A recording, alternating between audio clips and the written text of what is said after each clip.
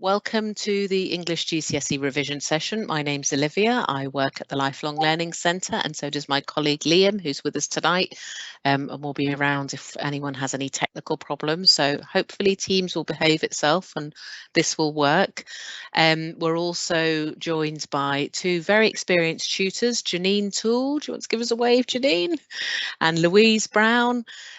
Yeah, hi Louise, who both teach English GCSE in local colleges and know the GCSE curriculum really, really well. So you're going to be in great hands to get lots of preparation for those papers that I know you're going to be facing for your English GCSE language in June. So the session tonight is going to run through till 8. If people need to leave earlier, that's fine. Maybe just pop a message in the chat. You will get the recording in an email after the session. You'll also get the slides, and we'll signpost you to different ways that we can support you in the future with working out what your options are. We'll let you know about events we've got coming up, things like that. And we will have a break because we know that you've probably already had a long day, and sitting online for 2.5 hours is not always easy in the evening. So we'll have a break around 5 to 7, I think. We'll play it by ear, but we'll have a good 15-minute break so we can have some time away from the screen and grab some sustenance. And I think, is that everything I need to say to start off before I introduce our learning champions? What have I forgotten, Janine? I can't think of anything. We don't need to do emergency exits or toilets or anything like that. If you need to go to the bathroom, just go. We will be here when you get back. Like Olivia says, I've got a cat. She's going to be very nosy as soon as she hears voices, so she will come and introduce herself. Just chill and relax. Yeah. And hopefully you'll end up with a bit more knowledge than you started with. Yeah, and the most important thing is that this session is for you, so enjoy it and get the most out of it and ask as many questions as you can. But before we dive into the English revision, I'm going to introduce our mature students, Suma and Raj, who've very kindly given up time in there. Let's face it, it's an extremely busy period because it's the time where you've got deadline after deadline. They're both studying at the University of Leeds, and they're just going to share a little bit of their experience with you. And if you have any questions for Suma or Raj, please do feel free to put them in the chat or put your hands up and ask them afterwards. So I'm going to start with you, Suma, if that's okay. Hi, my name is Suma. I am currently doing my master's in social and political thought. I'm working basically on 2 essays and my dissertation, but we won't talk about that now. First of all, English is my second language, or shall I say was my English second language, and I will not lie, I struggled when I first arrived, and trying to understand English from a person that studied everything in a different language. It took me a while, but I am one of these people that don't give up, and I found that just talking to someone at the bus stop, a shopping center, just using the language kind of really helped. And when my daughters were in school, I kind of stole their material and did all the reading and trying to really improve my English. And I guess, I'm here now, so it must have worked. The system that I generated must have worked. When my daughters went off to school, high school, I decided to look for a job. But because I've been out of employment for a long time, I couldn't get a job. Everywhere I went, everyone kept saying to me, oh, you need experience, you need this, you need that. And, after rejection over and over again, I kind of felt super small. And I walked into the job center and I met Fiona. I think Fiona is, it's here anyway. She kind of told me why don't I give a go at coming to university? And I thought, no chance. my English is that bad. There is no way I'll get in. But she said to me, why don't you come for Jumpstart? You know, which is a course that has, it's a tester session, which I did. And money was tight. I had a ticket, a bus ticket, and I thought, well, what have I got to lose? I'm going to go. And, you know, that opened my door. And thanks to the help from LLC and from all the tutors and advisors, the feedback I got, which I used, that kind of encouraged me, and the praises you get, you go along, gives you the confidence. And yeah, that's how I'm here today. I hope to carry on studying, but I don't know. We'll see. Fantastic, Zuma. Thank you for joining, for sharing your experience with us. And so just to clarify, after you did Jumpstart, which is a non-accredited 8-week taster course, which happens in the evenings, the next one will be starting in around October time, I think, if anyone's interested in that, and we can send you more information. I think you went on to a part-time foundation year, didn't you? Preparation for higher education. I did do the professional stuff. I mean, I did do a PhD with Lynn, and then the other thing is, have any GCSEs, so I had to sit for matriculation, maths and English matriculation, because my schooling, like your GCSE here, mine was so outdated. I'm not that old, but it was outdated.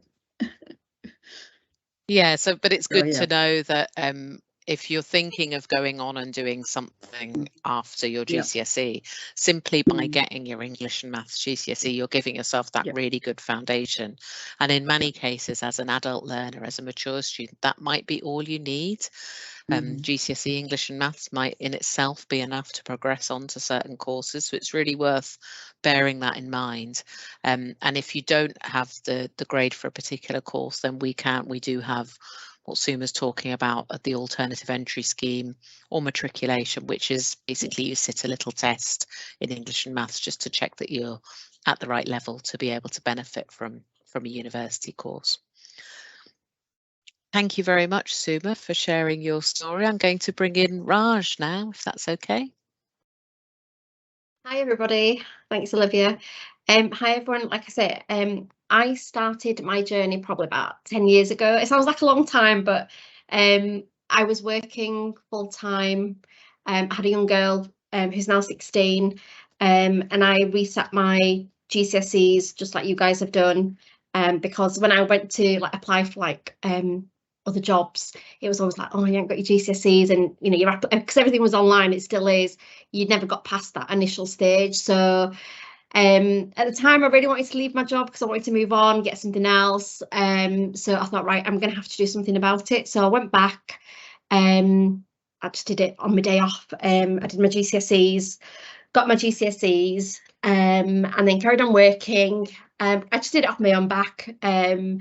And then I kind of always knew I wanted to go into higher education, because when I left school, I kind of left with not a lot of qualifications really. And back then it was quite easy to kind of get a job because it was all when the call centres and everything was starting up. So it was quite easy to just do like one of these one-day courses and kind of get a job through an agency. So I kind of did that. And then I was bored in my job. I couldn't move, I couldn't progress anywhere.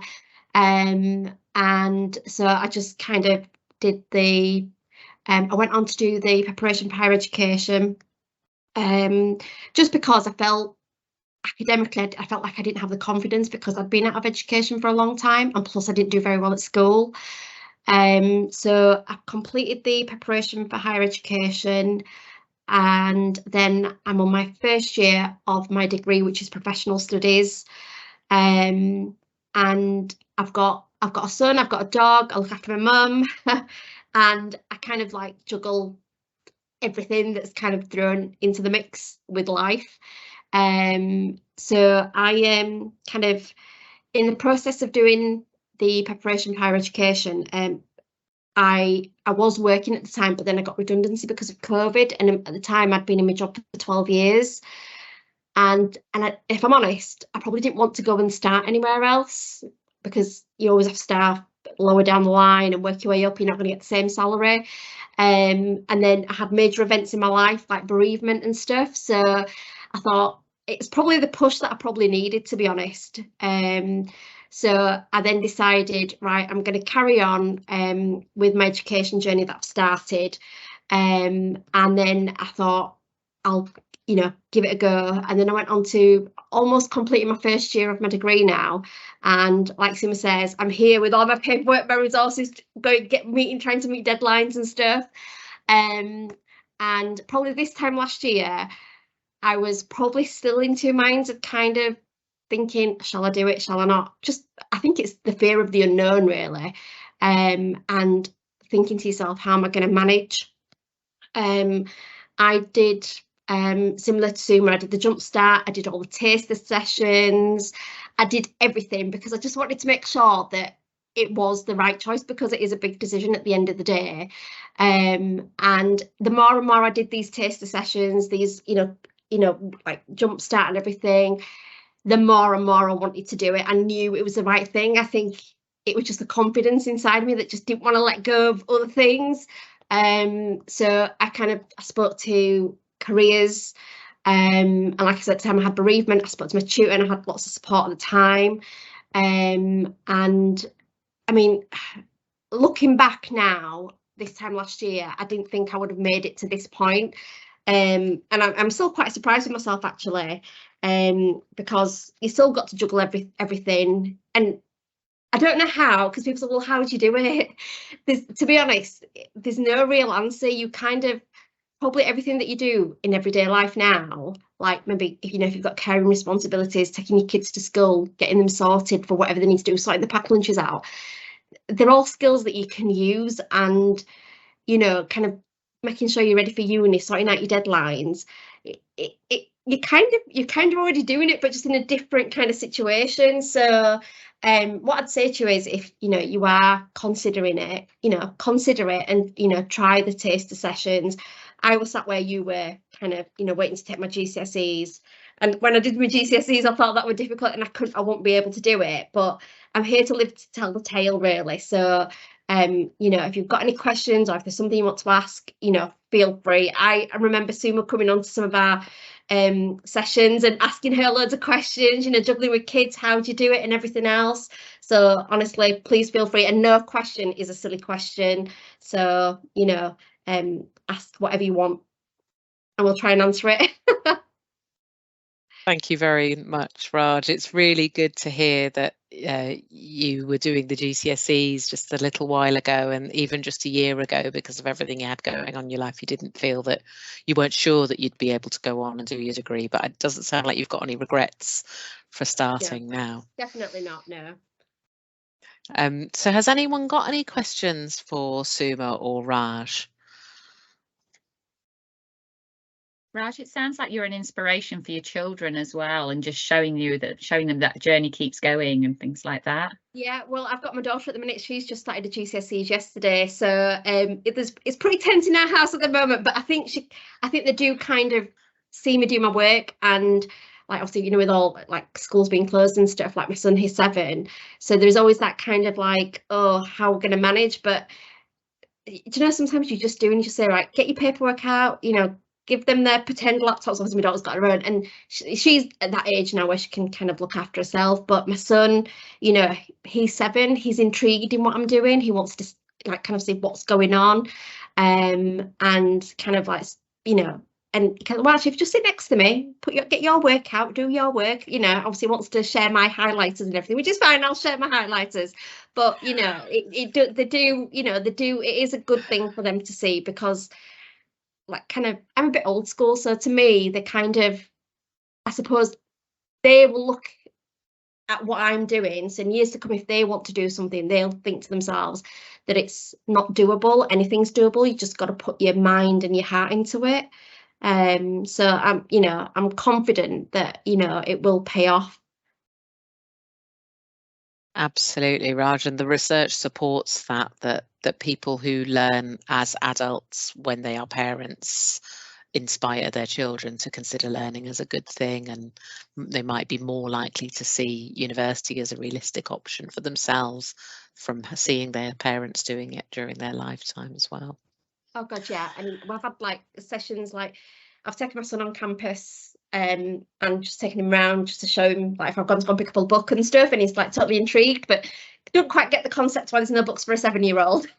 But you know, I've said to him, come and have a look, see what, this is what this is, just to give him. I mean, I lived round the corner from the university, and until like when I came onto the degree, or came onto like an open day, I'd never set foot on the university, and it's it's been there. I grew up there. I was born in a hospital around the corner, but I never actually set foot on the university campus. And so it just goes to show that it's, I mean, what I'd say is, if anybody's just walking past, just go and have a wander around, just go and take it in. No one's going to say anything to you. It's a whole different world.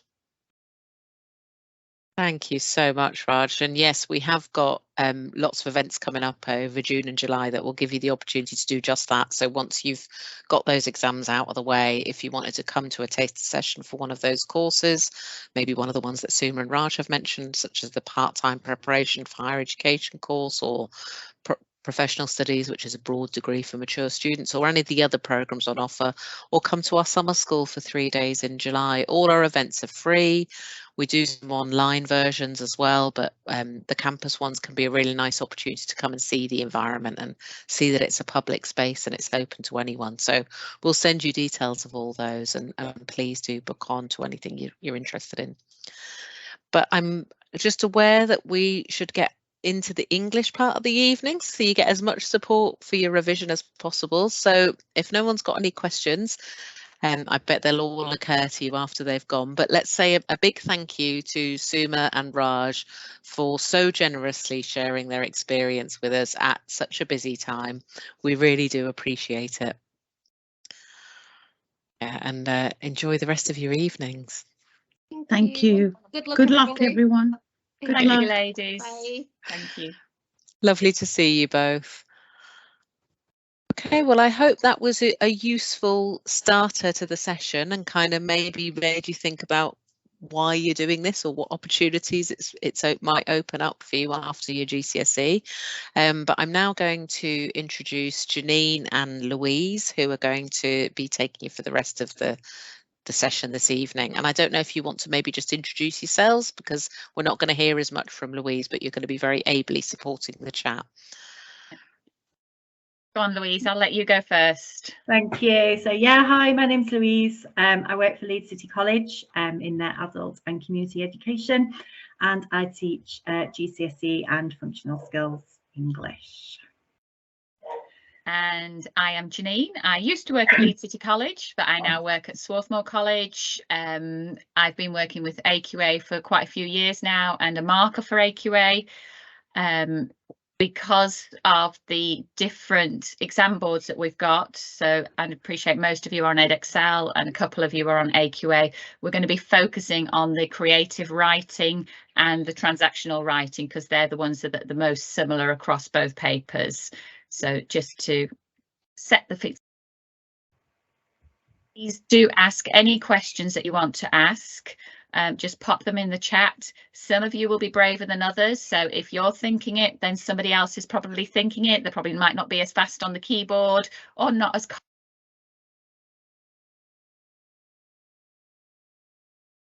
You're muted, Janine. You're muted. I've just been talking away for ages then. Only the last few seconds we missed. Oh, right. Okay. Yeah, my screen flickered. So I think it just did something strange. So yeah, please do just put anything in the chat. That's why Louise is here, and we've got somebody specifically to be dealing with the chat. If you've got any questions, the odds are if you're thinking it, somebody else will be thinking it. They might not be as fast on the keyboard. They might not be as confident as you. So please just pop it in the chat, and Louise will then have something to do. Otherwise she'll fall asleep. Okay, so just to start with, I'm just going to share my screen. We're going to look at the creative writing first, because hopefully at the moment this is your part where you're mostly awake. Okay, and a bit more on it, and the one that most people struggle with. So I'm just going to put that onto slideshow. So just so make sure that everybody's confident with the chat element. Just on a rating of 1 to 5, how confident are you with creative writing? 1 being the weakest, 5 being a, yep, I don't even need this conversation, I'm off to go and get my tea. Just pop in the chat sort of like a rating of 1 to 5, 3 being in the middle, obviously, and we'll just start from there just to make sure that the chat's working for everybody. You're not allowed to put a minus figure in. So you should be able to see the chat bubble at the top of the screen. It depends on a phone, it might display slightly differently. You might need to scroll across to another screen and just type in which way round was it. 5 is very confident and 1 is not confident. 5 is the top, Lovely. 1 is the bottom.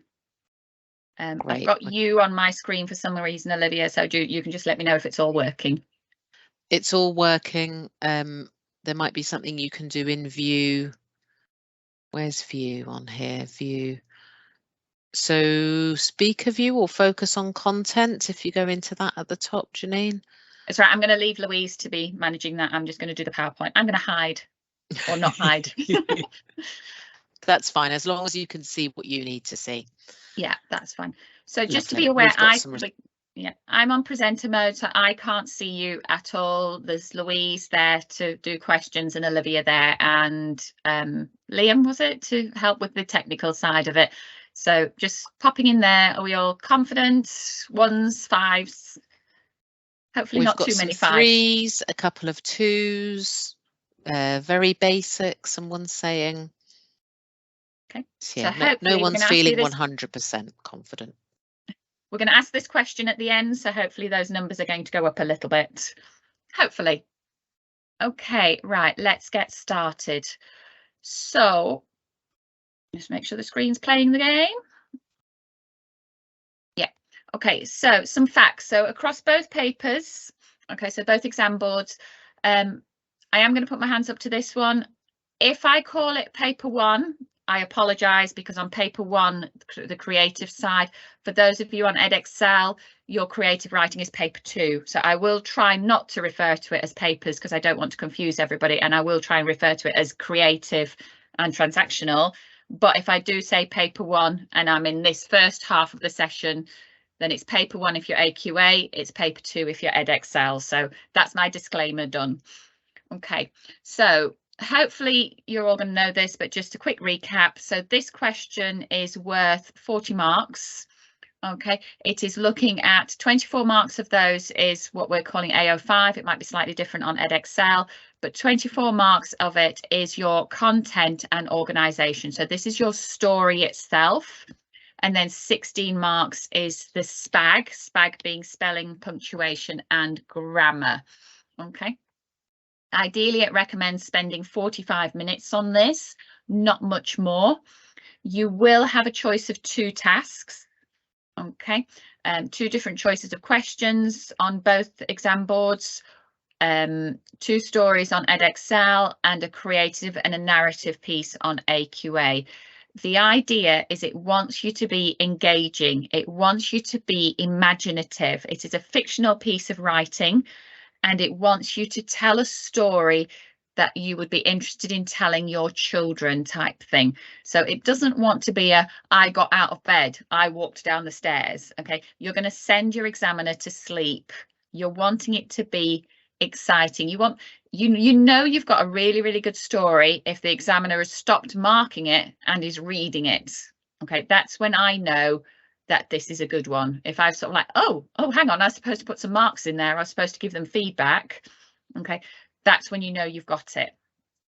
Try and think about something that you were trying to tell your children. They're trying to make the story, you're trying to make it scarier than it is. You can make it up. If we click back to the first picture, we've got our little dragons, we've got knights, we've got castles.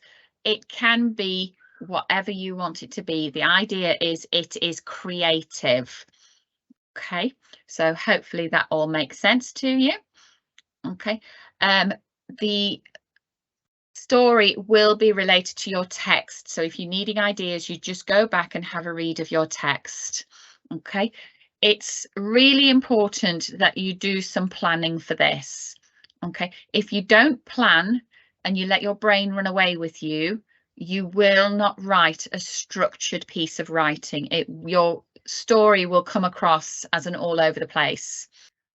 Right. So think about your planning. It's really, really important. Don't spend ages planning. Unfortunately, you don't get marked for your planning, but it is important that you do it because it helps your stories flow.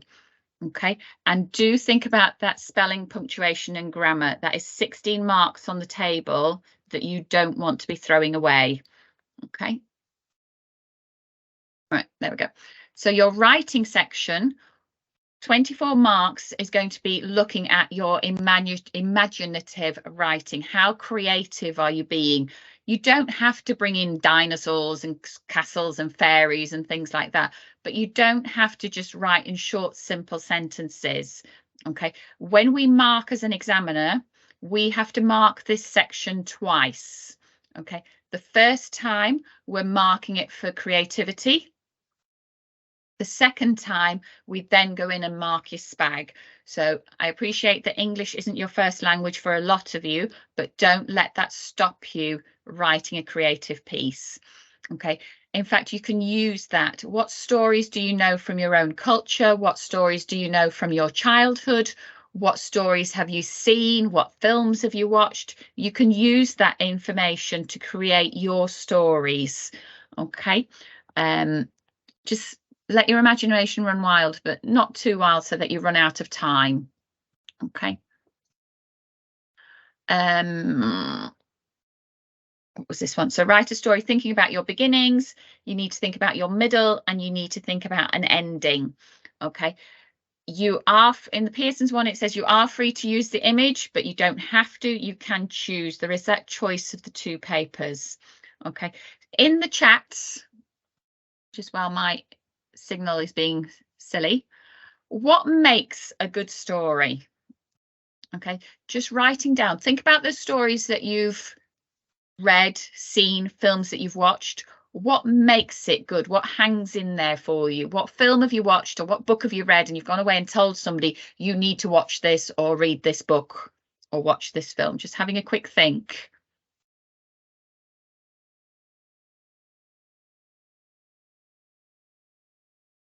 Is it your characters? Is it the setting? Is it the storyline? What is it that has brought that story to life for you? Anne-Marie has shared in the chat conflict. Great. So you've got that conflict going in. So characters that are falling out with each other. And also setting. Okay, so again, bringing that setting alive, describing what it's there so that you feel as if you're there and part of it. We've also got climax. Oh, somebody knows what's coming next. Ooh, suspense, a hook, a storyline. The ideas are coming thick and fast now. You just need a few people to be brave and start typing. Feel free to speak as well if you would like to. Oh, rising action. So the rising action is that where they're starting to build that story. You're starting to try and guess what's going to happen next. Okay, let's swap this round a little bit.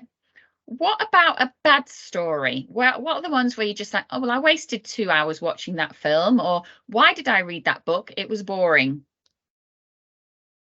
Have a think about that. What's been boring about it? Or you've picked up a book, you've got to the end of the first chapter, and that's as far as you've got.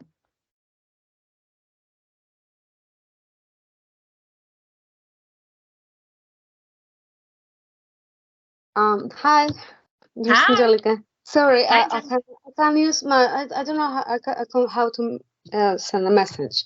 That's fine, please chat. I'm avid reader. I love reading, and the thing that I make me throw a book is that book that don't push me to think, to imagine what's going on, what's next.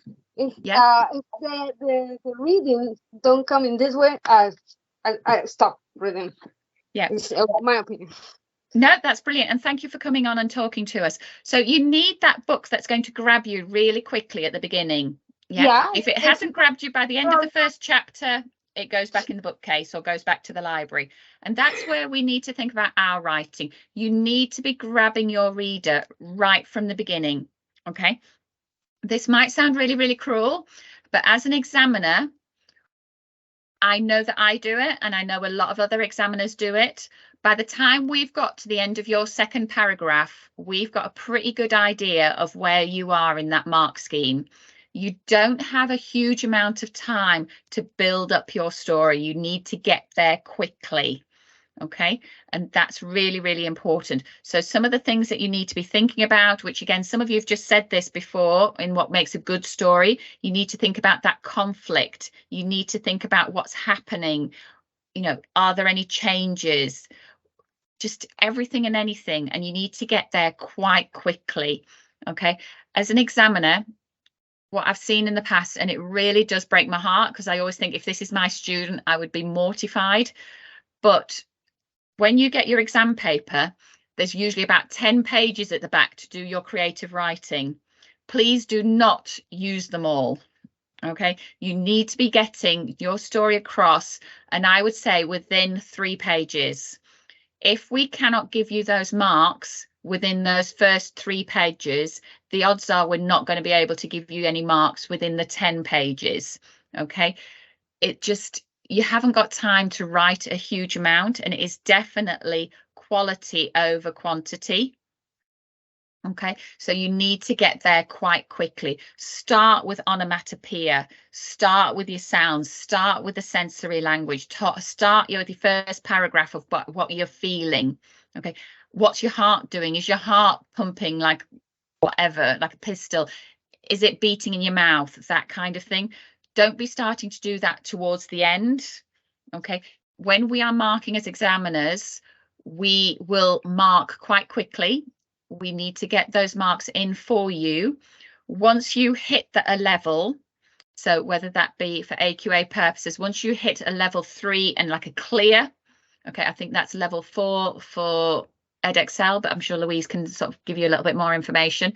Once you hit clear, even if you just do it once or twice for a paragraph, we can't then drop your marks down. Okay, once you've shown those skills within that band, you stay there. Okay, so if you start to find that your story is sort of fading away into the distance, just stop, just move on. You've got your marks and move on. But try and write sort of, with AQA papers, I'd say no more than 3 pages. And I think this, the lineage and the space is very similar in EdXL. Okay, we want to give you those marks, and we want to give you them quickly. Okay, come on screen. Okay, so again, quite a lot of you have just covered this about the stages, and it was really lovely that Olivia was reading them out. You've already got these. You want that rising action. Okay, you need to be doing that and building up to that crisis or the climax. And then what you'll notice is our crisis doesn't just fall off the end. We're not falling off a cliff here. You don't just stop. Okay, we need to bring it back down, and we need to bring it to a conclusion. Okay, I'm sure you might have read a story or seen a film or something like that where you get to the end, you're like, oh, well, that was disappointing. What happened there? You know, what happened to so-and-so? What happened to the character? What happened to the baby? What happened to this? And you need to try and get to that conclusion. Okay, otherwise your story will just fizzle. Please do stay away from the "and then I woke up," because that is just so boring and so tedious and just not fun. Okay, we just need to have something different. If you are running out of time and you have done your planning, as examiners, we can go and have a look at where your story was going to go. Okay, and just make sure that there is that element of creativity in there. Okay, so please do your planning. Like I say, you won't get marks for it, but as an examiner, we are conscious that it is there and that you will have got to a decent end. Okay, and also the benefit of planning. Okay, you'll all know a friend like this. I was with somebody yesterday, some people are really, really good at telling a story. You've got a beginning and a middle and an end, and it goes nicely down the line, and we get to our destination, our end point. We've also got that friend that starts off on one story, they're going along, they change, and it gets to the end, and your story just goes all over the place, and you'll sort of stop and you're like, where are we? What's happened? I don't understand. Okay, and this is why your planning is really, really important. Okay, because we need to have that direction. Your brain needs to have that direction of where you're going. Okay, that beginning, middle, and end. Okay, does that all make sense so far? Are we all happy? I'm presuming so. Nobody's shouting Louise at me. is And also offering some advice in the chat about Edexcel, 2 to 3 sides, a bit more focused on it having a beginning, a middle, and end. So try to put a conclusion in. And feel free to butt in, Louise, won't you? Yeah, definitely. Yeah, will do. So yeah, it's really, really important. When we go on a journey, we have our starting point, we have our journey, and we have our destination. Okay, and we need to have that. Okay, we don't need to be going all over the place. And like I say, try and be concise in your writing. So Louise, how many pages do you recommend for Edexcel? Sorry. Yeah, similar to what you said, really. Say 2 to 3. Yeah, no more than that. It's very, very difficult to give you points beyond that, but also what you will be doing is taking time away from somewhere else where you can find those points, okay, and get those marks up. You'll just end up rambling, okay, without wanting to sound awful. I know some of you like some really lovely stories, but it's about getting in, getting on, getting those points. Think about your planning. It is about being creative. It is about being imaginative. It doesn't have to be a real time. Okay, so something like write about it. This is a typical question that comes up, writing about a time about when somebody or somebody you know was treated unfairly. Okay, and give a response. So usually the first thing, and we've seen these questions in the past, it's usually that somebody's been late and they've been told off and they get angry about it. That's the go-to question for something like this. You've gone to work, it wasn't your fault, you've arrived late, you've been told off by the boss, and now you're angry. Okay, that is a very, very simple storyline. There isn't a huge amount of rising action and a crisis and then the falling off because we're just angry and then you go around stomping. Okay, it's about trying to be creative. We need a little bit more than that. Okay, so again, a similar sort of things about things going wrong. Maybe you can be different. Remember, as markers, we're marking about 300 papers. We need to be a little bit different. Think about a different story. Maybe you're walking in the forest. Okay, you've gone out for the day. You know, you haven't packed a lot. It was a nice day. You've got your rucksack. You haven't got a coat, that kind of thing. All of a sudden the fog changes or the weather changes. You're in the forest. You've lost your map. Something's gone wrong like that. Just something a bit different. Okay, and that will start to build your rising action. Again, thinking about the noises and the shapes and the sounds that you would have when you're there. And talking of sounds, that's my cat who's trying to have a paddy, so I apologise if you can hear him. If not, fantastic. Okay, and then what happens? You know, we've got our crisis, maybe we've lost our map, you're feeling a bit scared, the fog lifts, you're alone, nothing to be scared of, and you walk home. Maybe you found your map, that kind of thing. Okay, just try and think outside the box a little bit. Okay, and again, you can have a happy ending, you can have a sad ending, you decide. Okay, you will know what kind of stories you like to watch, what kind of books you like to read, what kind of programs you like on TV. Just think about those and relate those to life. Okay, this is where we have a huge advantage as adult learners. Okay, we are going up against 16-year-olds doing this exam. We are doing exactly the same paper as the 16-year-olds are doing in school. They don't have a huge amount of life experience. Okay, my son at 16, gaming king. Yeah, put him in front of a computer in the gaming, he's away. Ask him to try and write something creative. Well, as long as it was a bit of stabbing somebody and things like that, we're fine, or shooting somebody. We are adults. We've watched films, we've listened to our friends tell us stories, watched programs. You've got a huge cultural backlog of things that you can start to think about.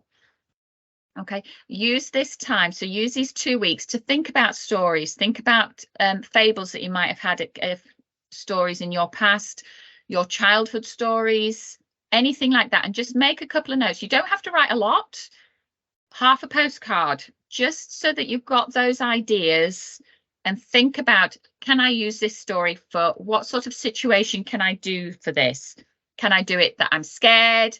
Was it that I was happy? Was there conflict? What was there? What can I use this story for? What can I add to this story to make it go wherever I need it to go? Okay, so you can mold your story accordingly. Okay, for those on AQA, having a look at pictures and you're asked to write creatively, just having any picture that you see, it might be somebody sends you a photograph on their phone from holiday. If that was a picture, what can you write about? Start to think about your planning. Okay. If you've got a little boring story, thinking about this one, how can you take this somewhere different?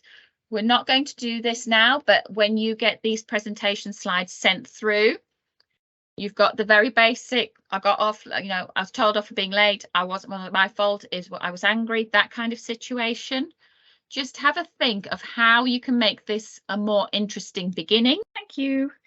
Any questions that have sprung to mind or niggly little bits that anybody has based on the creative writing before we move on? Feel free to put your mics on or type quickly. He's just typing something. Hi, there's Angelica again. I was watching the video that you sent us, and it was amazing. I love circular stories. That are my favorite. But the cliffhanger, well, look appealing, and there was the moral ending. I love that in Spanish, which is my native language. Really, really good. When I was a child, I loved that history. Finish with a moral, you know, a message, like a lesson. Sorry, kind of this. Well, thank you. No, you're very welcome. And like you say, all cultures have their moral stories, okay, that we have, and just start to think about some of those and what can you use when and that kind of thing. So I'm really pleased you found the video useful. I love that video. It just does take a little bit of just stop and read and things like that. Oh, so I do agree. Yeah, quite useful. Thank you so much. You're welcome. And like I say, there will be stuff that you'll just shelve going, no, this is not for me. And there'll be other stuff that you go, yes, I can do this. Okay, so it might just be a case that you might need to watch it a couple of times just to get the hang of it. Okay, let's move on to transactional writing. So again, same question. Can we rate this 1 out of 5? Okay, so where are you in the, nope, not happy on this one? Yep, I've got this. And 3 as the in the middle. So where are you on transactional writing, or the opinion piece as it's called in the AQA?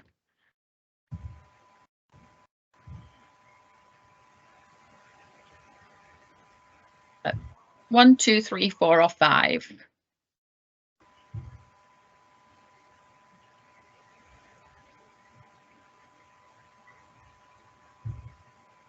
Have we got some numbers, Louise? Oh yeah, so we've got a 3 and a 4 so far, and another 4. So people seem a little bit more confident with this one, which I think it is makes sense, the case, isn't it? Yeah, it makes sense. We are, like I've said this before, we are adults. We have got opinions. We can talk about things. We have got that whole life experience behind us. Okay, 16, 17-year-olds struggle with this one because they don't, quite a lot of them don't have a lot of opinions on things.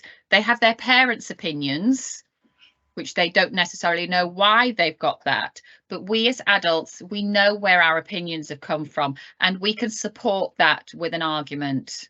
Okay, and so this, to me, is the strongest question on all the papers that we as adults should excel on.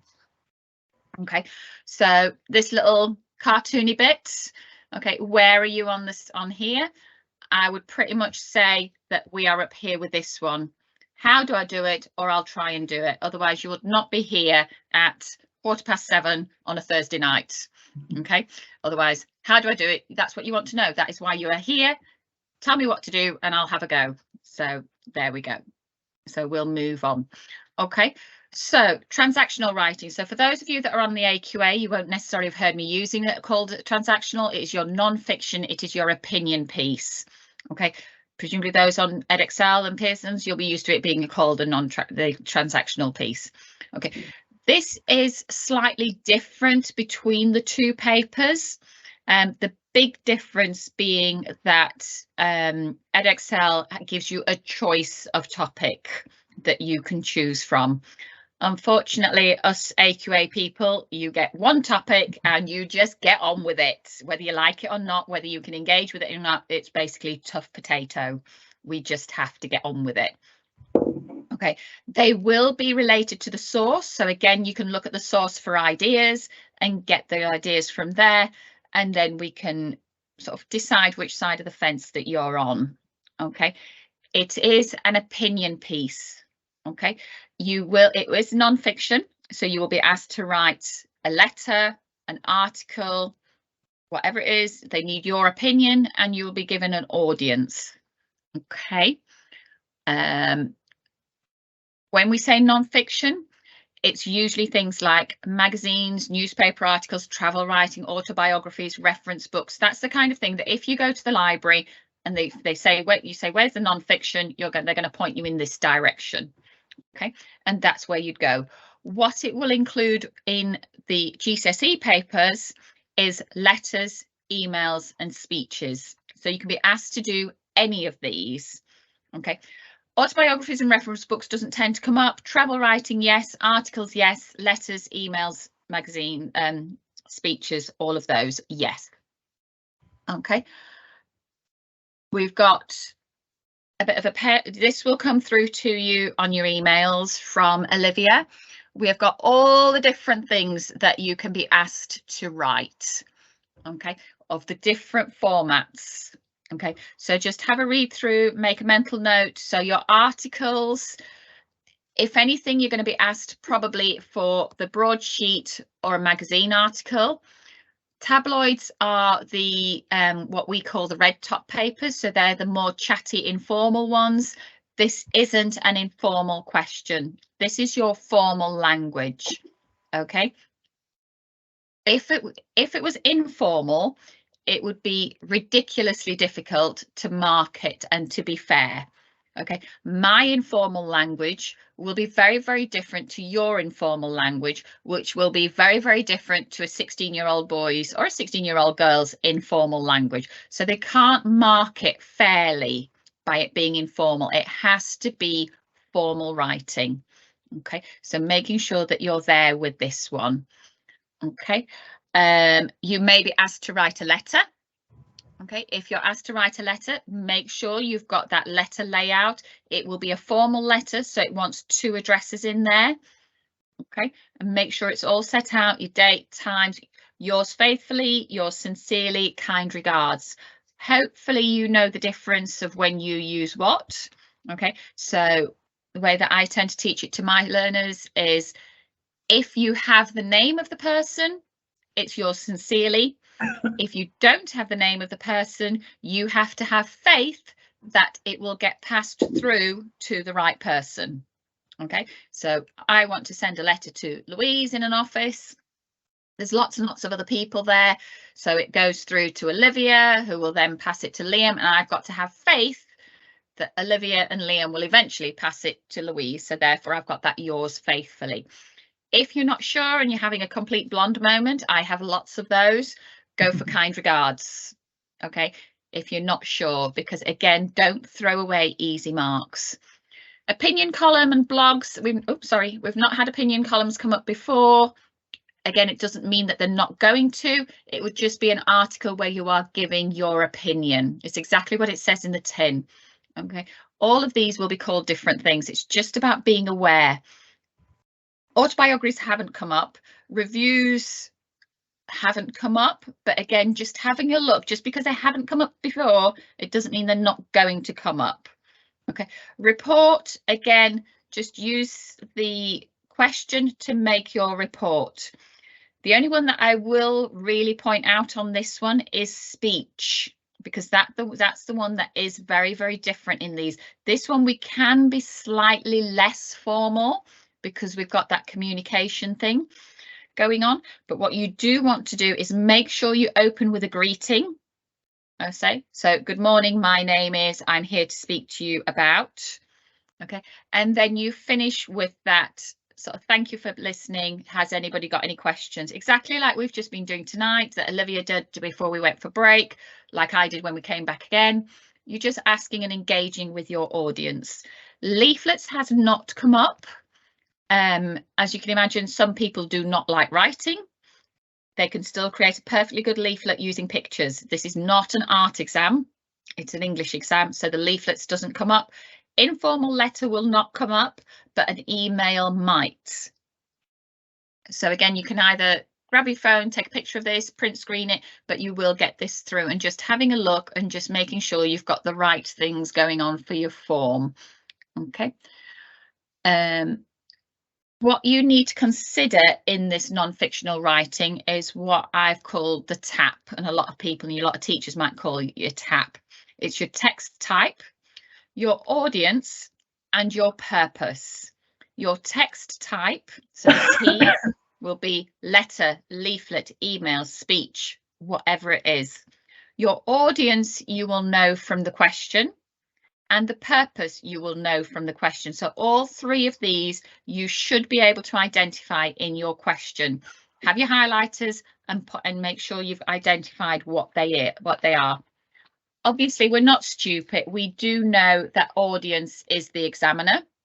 Okay, they are the ones that are going to be reading this, but the question will tell you who your audience is. Okay, in the past, we have had your local counsellor, your fellow students, your parents, that kind of thing. It will be different. Okay, again, there's another little video. I am just going to try and copy and paste this. No, it's not going to do that, is it? Why does it not do? Why does it just not play with me? Let's copy that. Is that going to play? Yeah. So, okay. Why am I being stupid? If not, the link will be in the slides, so people can watch it. So the link will be in the slides, and basically it is a bit of a young video, but it is about a young girl who wants to go off to visit New York, and it approaches her different tones and what she will use. Okay, if I could just scroll through to the right part. So she's wanting to organise a trip. So the language that she uses for her teacher to try and persuade them to organise the trip is different, because that's going to be about educational and about how useful it is. The language that she uses for her friends will be very different, because that's about having a good time and seeing the sights and basically a bit of a holiday. And then the language that she uses on her parents is going to be different again, because that again is going to be that educational side, but slightly different to that she has with her teacher. Okay, because it's all about growing and being a better person and how it's going to be useful to her. So again, another useful video when the links come through. Okay, stop playing video. Anyone would think that this video wants to be played. Okay, your purpose again will be in the question. Okay, it can be any of these: to entertain, to persuade, advise, to analyze, to argue, describe, explain, inform. It is unlikely to be instruct, because that we use for instructions and it's going to be a little bit different. But again, are you aware of what we use and what's different between all of these? Hopefully you are. Okay, so if we're trying to persuade somebody, we are trying to influence their viewpoint. Okay, so we may be a little bit biased in what we're saying. If we're writing to advise, we're giving people ideas and options. Have you thought about, have you considered this? Look at this.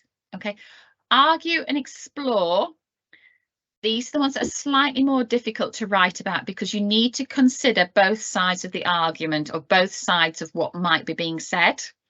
Okay, obviously when you argue, when you're having an argument with somebody, you have your argument and they will have theirs, and you are able to address both sides. When you write to argue, you have to think about what that other person is going to say and explain why they're wrong. And you need to be able to do that within your writing. Okay, so you're going to be using phrases like, some people might think that the world is flat, however. Okay, so you're addressing what the other side of the argument is, and you're explaining why they're wrong and you're right. Okay, if the word is explain, they want to know how and why. Explaining is exactly that. Explain to me why this happens. Explain to me how you make a cup of tea. We want to know how and why. Okay, it's not likely to be to entertain, because that will have been the other paper. That is your creative writing. I nearly gave the paper numbers then. Okay, analysing, it won't tend to be an analyse, because again they keep that towards the reading part of the paper. You may have a describe, but again that tends to be more the creative point, and they don't tend to have instructions because that's a step 1, step 2, steps 3, so it makes it very, very difficult for us to mark and for that to be different. Again, if you're not 100% sure on this, go visit my favourite website, Seneca. And I'm really glad I spent break trying to get this loaded, and it's just not playing now. And again, just towards the bottom when it's loaded, so get rid of that. If you scroll down, it has the writing parts of the paper. Obviously, I've got it set up for AQA, so it's the paper 1 and paper 2 on that one. If you set it up for Edexcel, then it's there, and you would just click on structure your writing, types of writing, all of those kind of things, and then you just click on and play and just enjoy it. Just see how you're doing. And if you're getting stuff right, give yourself a pat on the back. Just acknowledge how far you've come since September. I think this is a really, really hard course. I've always said to my students, it is one of the hardest things you do. The learning champions at the beginning have told you about their university courses and things like that. University is hard, but I genuinely think the GCSE is harder. We are trying to do a 3-year course in 7 months. When you get to university, you are doing a 4-year course in 4 months with a lot more support and things in place. With GCSE, we've got to hit the ground running, and we've got to get you there. Okay, so if you're getting stuff right when you do these quizzes, just stop and give yourself a pat on the back. Okay, so again, thinking about the purpose and features, this can be something that you can do as a little bit of self-analysis. What kind of features might an article have? What kind of features does a speech have? It might ask you to write a letter for a charity donation. What kind of things do you want in there? Leaflet for mental health has come up before. Sorry, it wasn't a leaflet, it was an article for mental health. But again, I've seen this on a level 2 paper, so I was just stealing ideas just to see what comes. Just having a think about these features and what your layout should look like. Okay, your language devices are a little bit different. Okay, these are all anagrams, so these are all the letters all mixed up. There is no such thing as a toenail trail. Okay, these are all just mixed up. We are a little bit short of time, so this is something that we've done during the daytime one, just to make sure everybody's still awake and had they come back from lunch and they're quite full. I won't do this, but if you're wanting to do it, you can do. So if I click quickly, you won't look at the answers, and you'll get when you do it when the PowerPoint arrives. There you go. Okay, the language features that you need for this section of the papers is different. Okay, if you remember Pram Shop for the creative writing and remember Faster Road for your persuasive writing, this will help you. Okay, so for this particular writing, we need facts in there. If you have a little story that you can have that relates to the topic, so it's called an anecdote, get that in there. Okay, so it might talk about pick a topic, Janine, global warming. Okay, so you might have a little bit of an anecdote about global warming. You know, I remember, when you're as old as me, I remember walking to school in knee-high snow. Okay, that doesn't happen anymore. So it's just that little bit of a story that makes your story different, or your writing different to anybody else's. Statistics. Again, completely appreciate that when you're in exam conditions, you can't ask Google, but you still can make up these statistics, and you can make them up. When we are marking, we are looking, saying, if they could have asked Google, would they have asked Google this question? Again, just be a little bit realistic in your statistics. It's not going to be 100% of people, but it could be more than 50% of people. You could interview 100 people, okay, and 25% said this. It just shows that you are being persuasive, or that you've got knowledge behind you and you've based your facts on something. Triples, again, that rule of 3 coming through. Emotive language. When you are persuading somebody, you are wanting them to feel something, whether that is anger, love, hate, frustration, any of the little emoji characters. You're wanting them to feel something. In order to do that, you need to use your emotive language. You need to use your rhetorical questions. You need to get people thinking. Okay. Repetition, again, we're persuading them, so we're going to tell them again and again and again. You'll all have that friend that you're trying to persuade them to do something, so you keep repeating yourself 2 or 3 times until they actually do it. Okay. Rhetorical question that doesn't need an answer. Why wouldn't we do it? Why shouldn't we save the planet? Okay. Opinion, definitely. The idea being that when the examiner has finished reading your piece of writing, they need to know exactly what your opinion is. There is no sitting on the fence on this one. You can't be doing something along the lines, some people think this and some people think that. That's not what the question is. The question wants to know, how does Louise feel about this particular topic? Okay, so if I get to the end of Louise's writing, sorry, Louise, I'm picking on you. I didn't want to pick on any of the students. So by the time I get to the end of the piece of writing, I should know exactly how Louise feels on something. Hopefully that makes sense. Alliteration, a nice, easy one to get in. Direct address. This is a really nice one, and it shouldn't be overcomplicated. If you're wanting them to feel, if you're wanting your reader to feel included, if you're trying to persuade them, you're doing that gently, we're in this all together. We need the us, we need the we. Okay, if you are pointing your finger at them and making them feel guilty, we need that you. What are you going to do to make the difference? Okay, typical example that I tend to give here is our lovely early COVID years, where all over the news, papers and everything else is, we need to lock down, we need to look after ourselves, we need to get vaccinated, we need to do this. As it went on and people were not getting vaccinated, the language changed. You need to do your part, you need to get vaccinated, you need to protect your family. Okay, so they went from this all cuddly, lovely, we're in this together language to finger pointing, if that makes sense. So have a think about your direct language. That might change as you're doing your writing, depend on what your topic is. It might start with this collective, we're in this together, we need to look after our planet, we need to do our bit. And then you could finish with a, what are you going to start with? Where are you going to start? Okay. We still need those structural features. We still need to think about what's happening, that beginning, middle and end. Okay, we still need that logical order. So typical exam question, and this is where the AQA people are going to fall out with us, because at Excel, it is lovely the way that their questions are laid out, and it gives you the bullet points of where you need to go with your questions. So write an article for a newspaper exploring how we protect wildlife and the environment. You must write about the negative impact human beings have on the natural world, such as pollution. So you'd write a paragraph or so about that. You then need to do the benefits of recycling. So a paragraph on that. Other ways in which we can help the environment. So this sort of thing, what I would recommend, again, it's quality over quantity. We don't want to be going mad.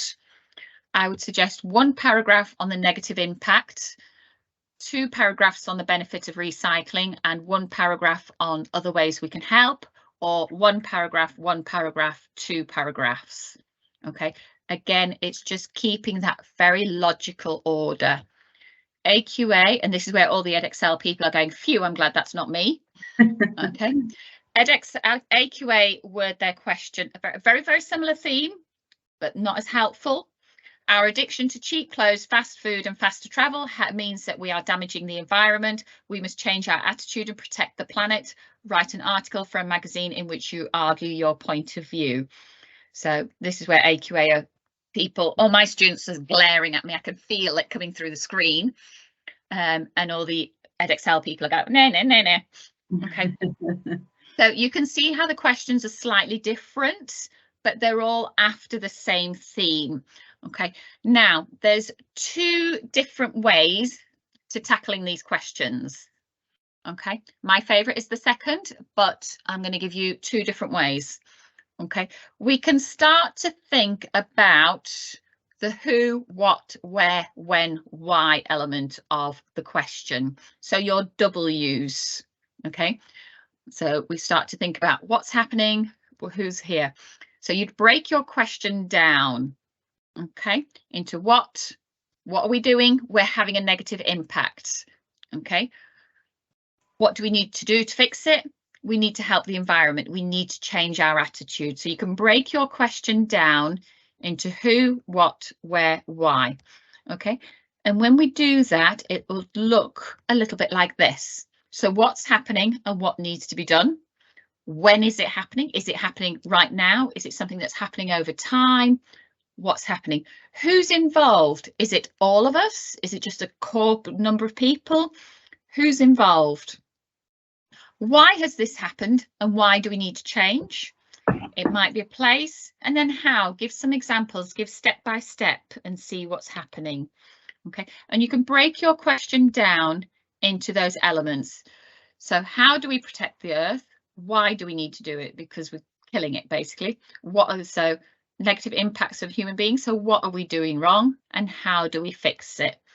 Okay, so that might be a method that you find useful. Okay, my favorite method that my learners will tell you is the 3 R's. So it's very, very similar. It's just a lot easier to remember. And that is our 3 R's: reason, result, resolution. The reason is the reason behind the question. What's happening? Why is this even a question? The result. So if things don't change, where will this end? Okay. And the resolution, what do we have to do to fix it? Okay. And you break your question down into reason, result, and resolution. And again, these can be your paragraph. So paragraph 1 is the reason. We just need to set the scene. We don't need to go mad. It's more important about either, depending on what you're trying to do, if the question's about arguing, that kind of thing, then we're going to go for result. If it's more of an explain and resolve and fix and explain your opinion, then our resolution. What do we do to fix it? Okay. Are we all okay on that? Might be hurting your brain, so I'm going to give you some examples.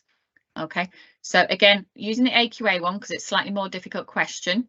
So our addiction to fast food, to cheap clothes, fast food and faster travel, that is our reason. Our result is we are damaging the environment. The resolution is we need to change it. We need to fix it. So we break our sentence or our questions down into those 3 elements.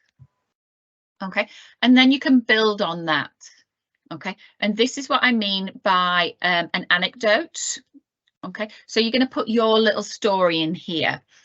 So my grandparents grew up in a world of repair and reuse. I remember my grandma darning my socks and tights whenever they had a hole in them. And again, I'm trying to put a bit of humour in there and I'm trying to get my brackets in there because I get marked on punctuation.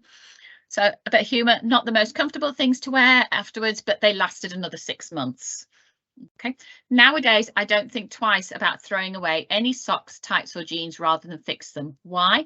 Because clothes are cheap, only £5 for 5 pairs of warm fluffy socks. The question is told me we have cheap clothes, So I'm going to bring in and explain what cheap clothes are. You can then have a little bit about the fast food and a little bit about the travel. Okay, we then go to the result. It's told us in the question, we are damaging the environment. So I'm going to build on that. Again, it is a fact. We are damaging our environment. I'm being forceful. Every night, the news at 10 has reports about floods, heat waves, typhoons and earthquakes happening across the world. I've got my list in there. And then you can add some statistics. Again, you can make this up. You know, the world is 3 degrees hotter than it was 5 years ago. Again, as long as you're for that one, we can have a small one. You can talk about the pollution in the sea. You can talk about the increase in, just make it up. You know, our landfill sites are 75% fuller than they were this time 3 years ago. That kind of thing. You will find information in your source. Okay, again, steal it. If it's good enough for them to use on you, it's good enough for you to tie it up, wrap it in a pretty bow and send it back. Okay, you can become an expert in this. You don't have to be you. So I don't have to write this as Janine. I can be David Attenborough if I want to. Okay, and if you don't know who David Attenborough is, then I'm a bit scared about you for the exam. Not many joking. David Attenborough is a very keen person who fights political rights and the environment and things like that. You can be your expert. You can be whoever you want to be. We can finish off. The result is basically we're damaging our environment. Short, sharp sentence. We are killing our planet. Again, we're getting marked on that sentence variety. Okay, the resolution. How do we fix this? It's already told us in my question, we need to protect our environment. So I'm going to give details about how we can protect our environment. Okay, we need to defend and protect our planet.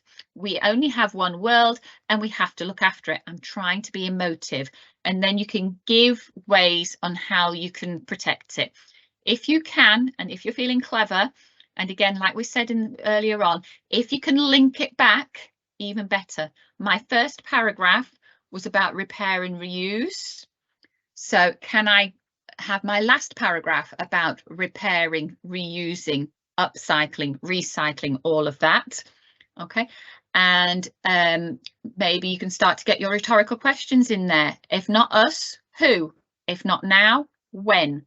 Those kind of things. And that gets that emotive twist into your writing. Okay, how do we feel about this one? Do you think that reason, result and resolution could work for you? Just in the chat, type in an OK or a thumbs up or a Y for yes or things like that.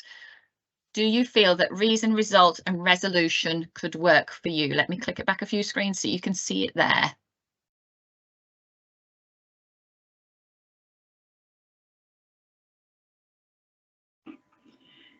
So yeah, everybody agrees yes.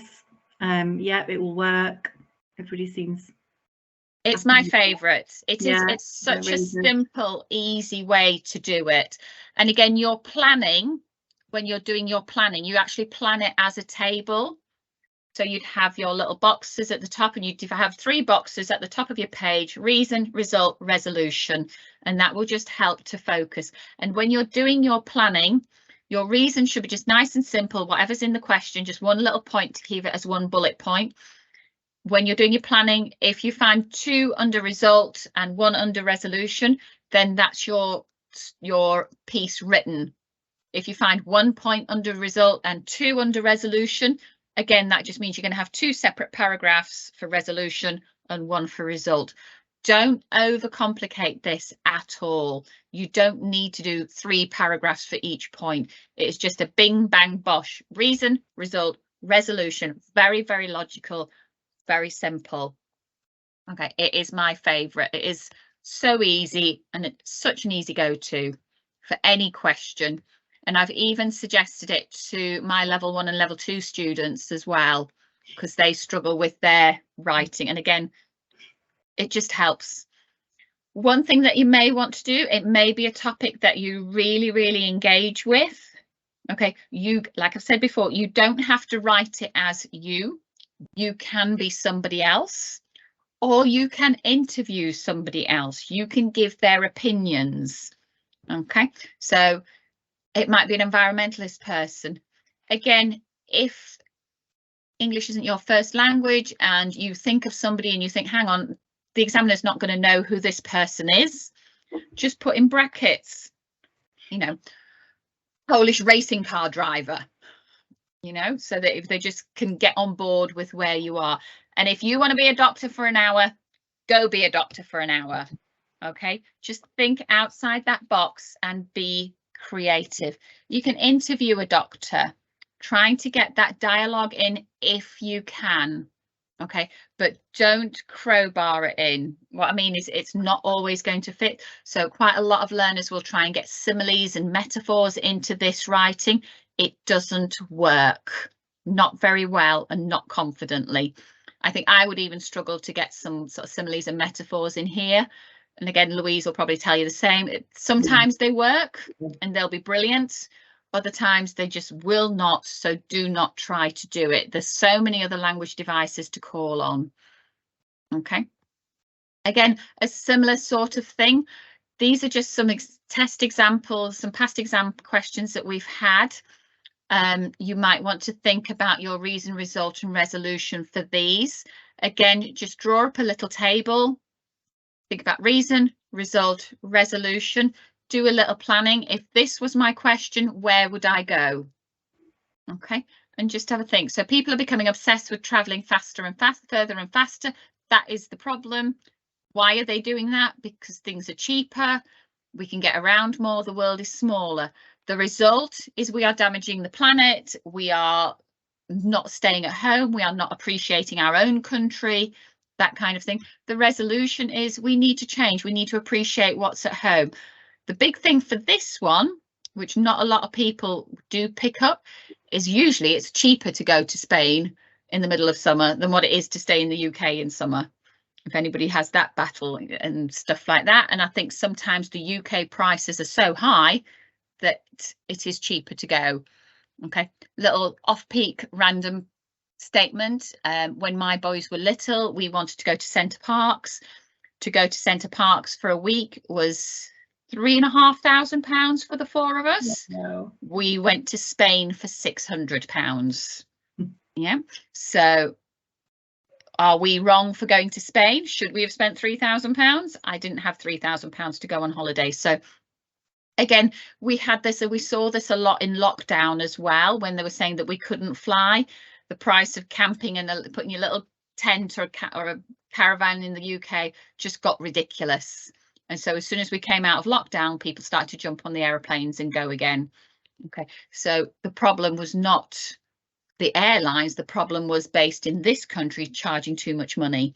Again, if English isn't your first language and you've got experience of other countries and how cheap it is to stay in your own country, that it is actually more expensive to leave the country, then again, put those examples in, please. Okay, another question. Again, I appreciate these are AQA ones rather than Edexcel. That has been deliberate, because for those of you on Edexcel, if you can pull out your reason, result and resolution on this, you'll be able to do it on your questions. So just again, have a look at the question, pull out the reason, pull out the result. How do we fix it? Okay. Another one, famous people. This one I've been a bit nicer there. I did find a similar question Edexcel and AQA. So again, we've got a bit of a comparison.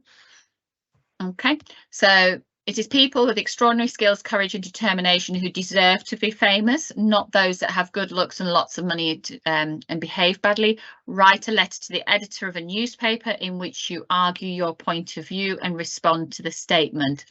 Again, think about your reason, result, resolution.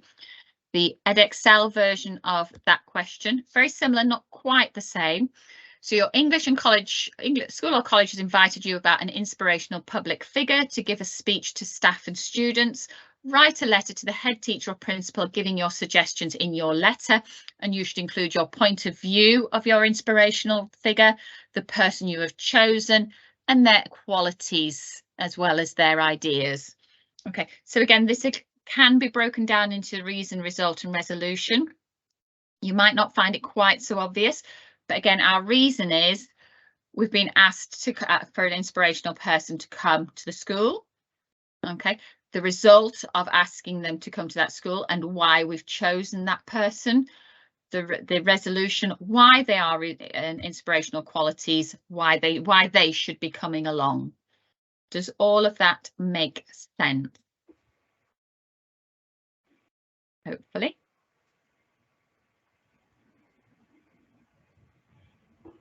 Yeah, we've had a yes.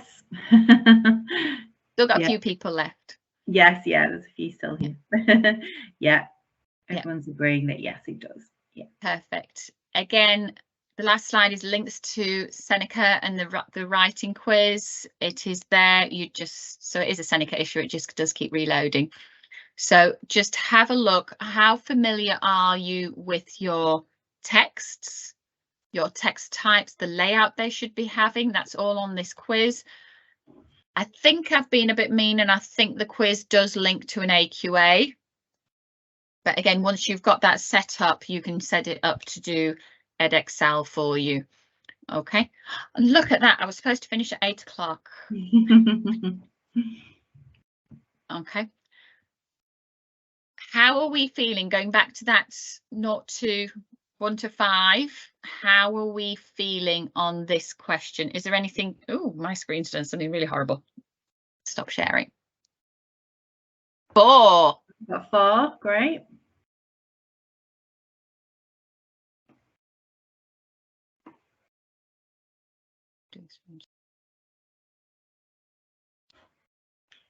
Another 4. Loads of 4s. Yeah, another one. Brilliant. Great. So everyone's a 4 so far. I'm loving that. Quick, get them in an exam now.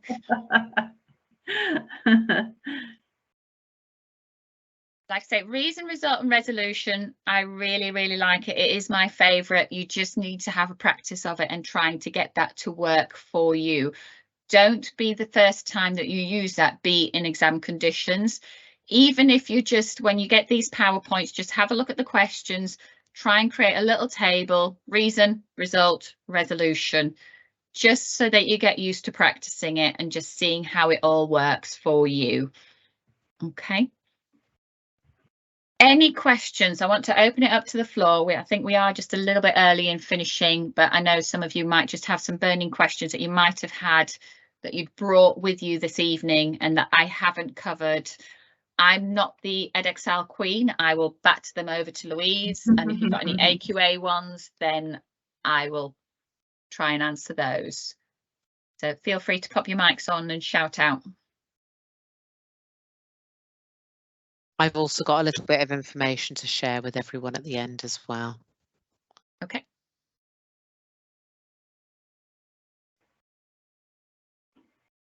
I might share my screen just while we're waiting to the question. Stunned silence. Either that or they've all gone home. Or they are home. Big question is, have you found tonight useful? Has it been worth giving up your Thursday evening to come and listen to me prattle on? I saw a hand go up. Was that Dana's hand? Dana, was that your hand that flashed up? Yes, that was me.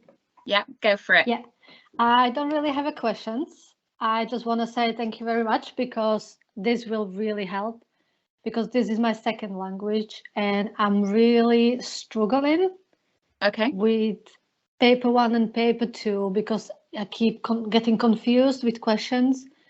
Everybody knows question 1 is really easy. Yeah. It's just then going from question 2, question 3 and question 4, it's a bit harder. Yeah. Also, I've got few issues with grammar and spelling, so I'm practicing that on daily basis. But I just want to say that tonight it really helped me. Thank you very much. Oh, you're very, very welcome. You're very welcome. I don't know how easy it is to adjust the questions. I'll let Louise answer that one. But for Edexcel, for AQA, what we sometimes do is pick your questions. A lot of people will say do question 1, question 2, question 3 and do them in order. sometimes, especially if you're finding that you're not finishing the paper because you're running out of time, then sometimes it's worth sort of picking your questions, but it depends on how it all flows on the paper. So I've probably said something completely wrong, but I'll let Louise. No, I think similar. I've been saying to my definitely make sure obviously you do the writing question because there's so many marks. So and yeah, pick the questions that you're most confident with and perhaps do those first and then come back to the other ones afterwards. I actually got one question. Is in regards like when we're trying to use some words, but we are really not sure how to spell them. Is it marked that we actually try to do it? That Yes. the sentence will make sense. Yeah. Is like I used other day entrepreneurs. I just didn't spell it right. Yeah, you get marks for attempting.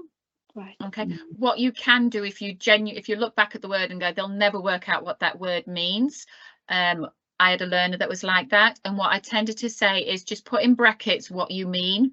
So if you're trying to, I mean, I know it's very, very simple, but if you're trying to say freezing and you can't spell freezing, just put in brackets cold. Okay. So that they can see it and we can acknowledge, so that we're not, as a marker, we're not going, what is she trying to say? It will still just flow. Right. Okay. If that makes sense. And again, remember, you will only get marked on your spelling on the writing question, and you only get marked on the vocabulary on the writing question. So don't try and overcomplicate the reading part by trying to throw in lots of big words, because you're not going to get them acknowledged there. Sometimes it's just easier to be simple and just to explain it clearly rather than use big words. Perfect. Yeah, thank you. Same for Edexcel. Thank you. Yeah, it's always better to try and go for the ambitious word for the writing, even if you're not completely sure how to spell it. Perfect. Thank you. Ambitious vocabulary. Yeah. Nazanin, did I see your hand shooting up? No, what I'm saying, it was worth coming. I'm really pleased I attended. I wish if I could have done it Monday, but there was no space on Monday, so yeah. Is Monday all booked up now, Olivia? It is in theory, but if there's always an element of people who book and don't come. So if you were to come along, Nazanin, I don't think it would be the end of the world. It will be a repeat of this session, just slightly longer. Yeah. So I'm sure we can make space for you if you come along. Are you sure? Yeah, it's absolutely fine. Just don't tell Greg I said that. Oh no, it's on the recording. Shall I ring and check? Is it okay? Yeah, if you just ring and double check, that would be great. I'm just going to take you through a couple of bits and pieces just to bring us to a close. Apologies for the noises in the background. I've just sent out a big email.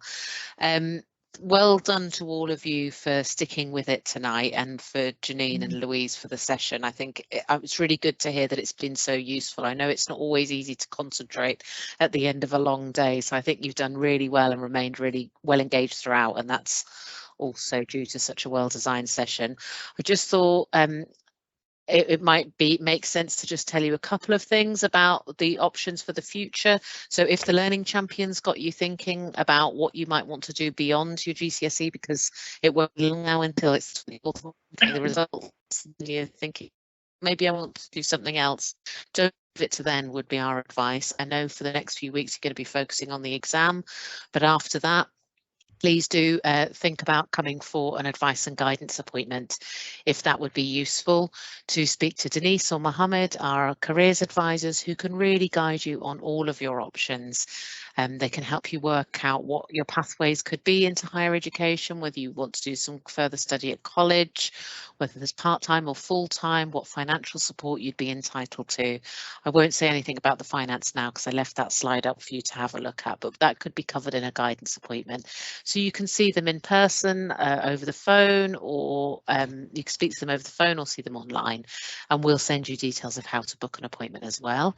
And then just to draw your attention to some of the events that we've got coming up, which will also be included in the follow-up email. So tasters of some of those part-time and full-time programs that we've got at the Lifelong Learning Centre, a mixture of online sessions similar to this but shorter, an hour and a half on an evening, or on campus. There's usually get fed if it's on campus, and we try and provide childcare during the day where we can as well. So you'll get all of this information, have a look, and it's the same QR code, the same link for all of those events, so you can come to as many or as few as you like, and they're throughout June and going into July.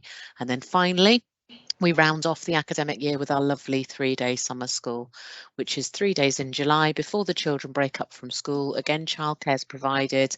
Really nice chance to have a look around the campus. As Raj was saying earlier on, you can walk past it for years or live in the same city and never think that you could go on to it. So you get to really explore the university, try out lots of different learning and meet other adult learners. So that can be really inspirational. So that's everything I wanted to share. Thank you again to all of you for joining us. If we do have any cancellations for Monday, we'll send out a message to everyone on the waiting list. So yeah, and if you're wanting to come and you don't hear from us, please do get in touch, and if it's possible, we will offer you a place. Thanks again to Janine and Louise. I think that was a really good whistle-stop tour through those papers and all those techniques and skills. I've certainly got lots to pass on now as well. And best of luck to all of you for the exams, and we look forward to seeing you once you've got your glowing results and you get to do what you want to next. Definitely. Anything to add, Janine and Louise? I was just going to say thank you to everybody, all the very, very, very best of luck. Hopefully we will not see you back here next year, and you will be our learning champions that come along and visit. And if any of you are doing maths tomorrow, I am really impressed that you're still here. But if you have, then good luck. Yeah, good luck everybody. I'm sure you'll do great.